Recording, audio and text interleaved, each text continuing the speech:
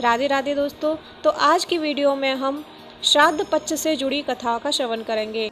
श्राद्ध पक्ष में यह पौराणिक कथा अवश्य पढ़नी चाहिए। सबसे पहले हम कर्ण की कथा सुनते हैं।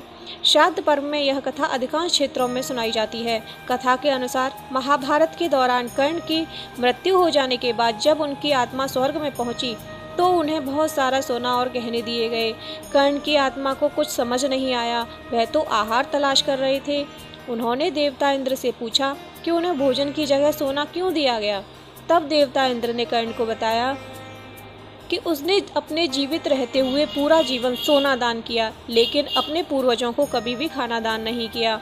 तब कर्ण ने इंद्र से कहा कि उन्हें यह ज्ञात नहीं था कि उनके पूर्वज कौन थे और इसी वजह से वह कभी उन्हें कुछ दान नहीं कर सके। इस सब के बाद कर्ण को उनकी गलती सुधारने का मौका दिया गया और 16 दिन के लिए पृथ्वी पर वापस भेज दिया गया, जहां उन्होंने अपने पूर्वजों को याद करते हुए उनका श्राद्ध कर उन्हें आहार दान किया, तर्पण किया और इन्हीं 16 दिन की अवधि को पितृपक्ष कहा गया है। इसी के साथ पितृपक्ष से जुड़ी दूसरी कथा सुनते हैं। पौराणिक कथा के अनुसार जोगे और भोगे नाम के दो भाई थे। दोनों अलग अलग घरों में रहा करते थे। जोगे के पास धन की कोई कमी नहीं थी, लेकिन भोगे निर्धन था।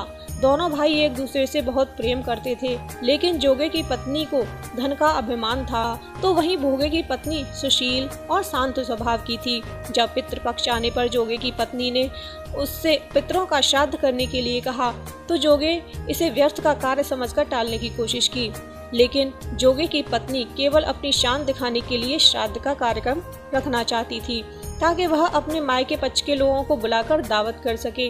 जोगे की पत्नी से उसने कहा कि मुझे कोई परेशानी न हो, इसीलिए आप ऐसा कह रहे हैं, लेकिन मैं सत्य कह रही हूँ, मुझे इसमें कोई परेशानी नहीं है। मैं भोगे की पत्नी को बुला लूंगी, हम दोनों मिलकर सारा काम कर लेंगी। दूसरे दिन भोगे की पत्नी सुबह आकर सारा कार्य कराने लगी। उसने अनेक पकवान बनाए।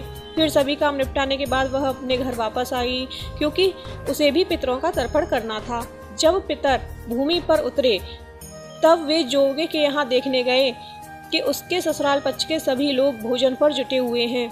वहाँ ये सब देखकर वे बहुत निराश हुए। उसके बाद जोगे भोगे के पितर भोगे के यहाँ गए तो देखते हैं कि मात्र पितरों के नाम पर केवल अग्यारी दे दी गई है।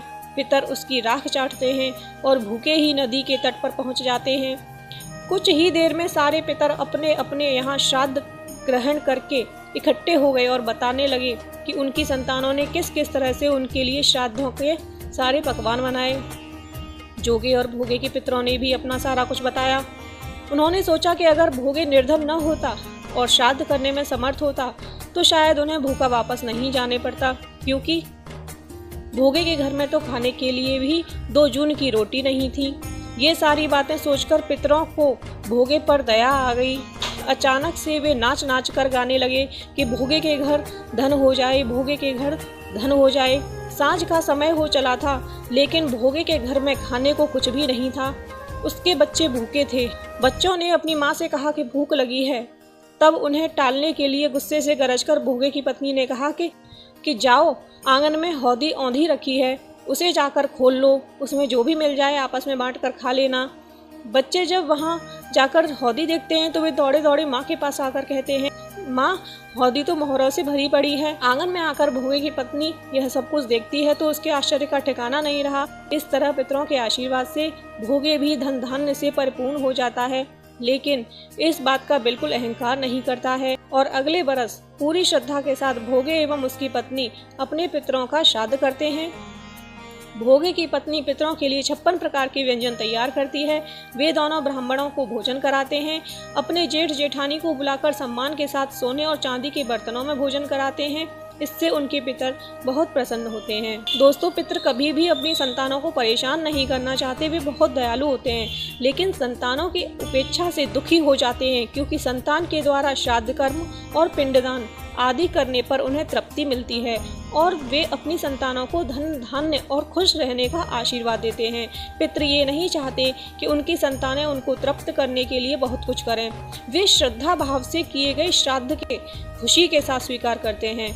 कहा भी गया है कि श्रद्धा के बिना श्राद्ध अधूरा होता है। धन्यवाद।